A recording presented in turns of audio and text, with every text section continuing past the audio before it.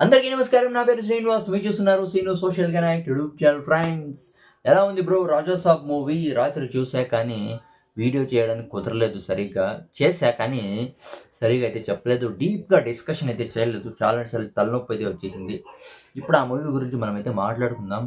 Cinema release కాకముందు అసలు ఇది హర్రర్ మూవీ కాదు, హర్రర్ ఫ్యాంటసీ, ఈ ప్రపంచంలోనే బిగ్గెస్ట్ హర్రర్ ఫ్యాంటసీ అని మేకర్స్ అయితే కవరింగ్ అయితే చేసినారు. అవునా కదా?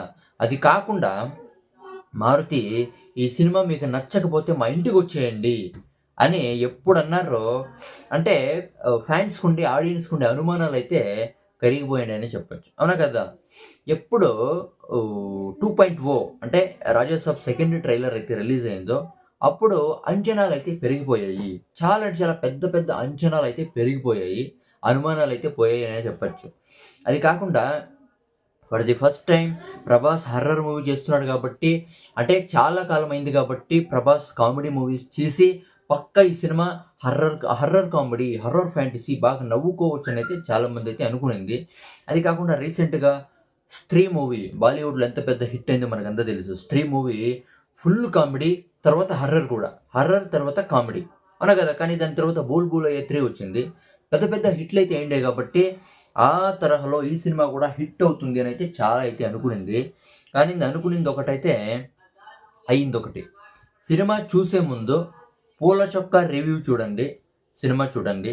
తర్వాత రా వన్ ఫర్ యూ అని అయితే ఉంది కదా, ఈ ఛానల్లో వీడియో అయితే చూడండి. మీరైతే సినిమా అయితే చూడొచ్చు. కానీ జబర్దస్త్ మహీధర్ రివ్యూ ఏమన్నా చూసి మీరు సినిమాకి ఏమన్నా పోతే పక్కా బలైపోతారు. దీంట్లో ఎలాంటి డౌట్ లేదు. ఈ సినిమాలో ప్రభాస్ యాక్షన్ అయితే సూపర్గా ఉంది. ప్రభాస్ లుక్స్ కూడా చాలా బాగున్నాయి. కానీ ప్రభాస్ని కొంత డూప్ అయితే వాడినారు. అక్కడ తెలిసిపోతుంది ఈజీగా ప్రభాస్ని డూప్ చేస్తున్నాడు అని అయితే మనకి ఈజీగా తెలుస్తుంది. కొన్ని సీన్స్లో ప్రభాస్ డూపే, ఇది ప్రభాస్ కాదు, ప్రభాస్ డూపే చేశాడని అయితే మనకైతే క్లారిటీగా అయితే అర్థమవుతుంది. అంత ఈజీగా మనకైతే గుర్తుపెట్టేయచ్చు.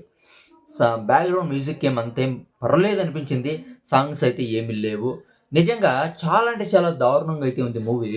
ఫస్ట్ అంటే ఇప్పుడు సినిమా స్టార్ట్ అయిందనుకో, తేజ అయితే ఎంట్రీ ఇస్తాడు. కమెడియన్ తేజ అయితే ఎంట్రీ ఇస్తాడు. ఎప్పుడు తేజ ఎంట్రీ ఇస్తాడో అప్పుడు చాలా అంటే చాలా ఇంట్రెస్ట్ అయితే వచ్చింది ఈ సినిమా. ఓ ఇంకేముంది అని అయితే చాలా ఇంట్రెస్ట్ అయితే వచ్చింది. ఆ తేజ ఎప్పుడు ఒక బూత్ బంగ్లాకి ఎంట్రీ అవుతాడో మనకి ఇంకా ఇంట్రెస్ట్ అయితే పెరుగుతుంది. కానీ ఆ ఇంట్రెస్ట్ అప్పుడే పోతుంది అంతే. అదే ఫస్ట్ సీన్ ఇంట్రెస్ట్ తప్ప ఇంకేమీ లేదు. అసలు మనం ఇంకా ఏమన్నా కొత్తగా ఏమన్నా వస్తాయి. ప్రభాస్ సిగరెట్ పట్టుకొని సోఫాలో కూర్చోండి షాట్ అయితే కట్ చేసేసినారు. ఆ సీన్ మనం ఎప్పుడు వస్తుంది అని అయితే వెయిట్ చేస్తాము.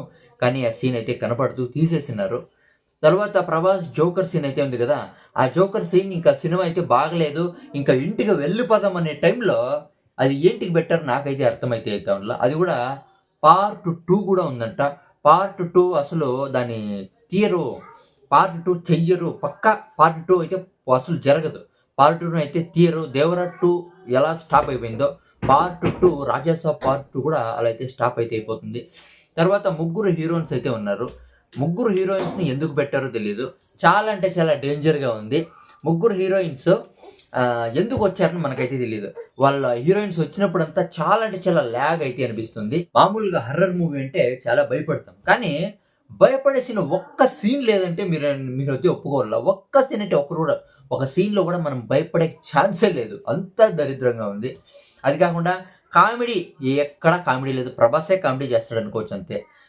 ప్రభాస్ శ్రీను ఉన్నాడు, తర్వాత తేజ ఉన్నాడు, తర్వాత సప్తగిరి ఉన్నాడు. వీళ్ళంతా ఉన్నా కూడా ఎక్కడ కామెడీ అనేది జనరేట్ అయితే అవ్వదు. చాలా అంటే చాలా వేస్ట్ మూవీ అని చెప్పచ్చు. ప్రభాస్ ఎందుకు ఒప్పుకున్నాడో ఈ సినిమా నాకైతే అర్థమైతే అవుతా. దీని గురించి మీరేమనుకుంటారు? కామెంట్ అయితే చేయండి. బై.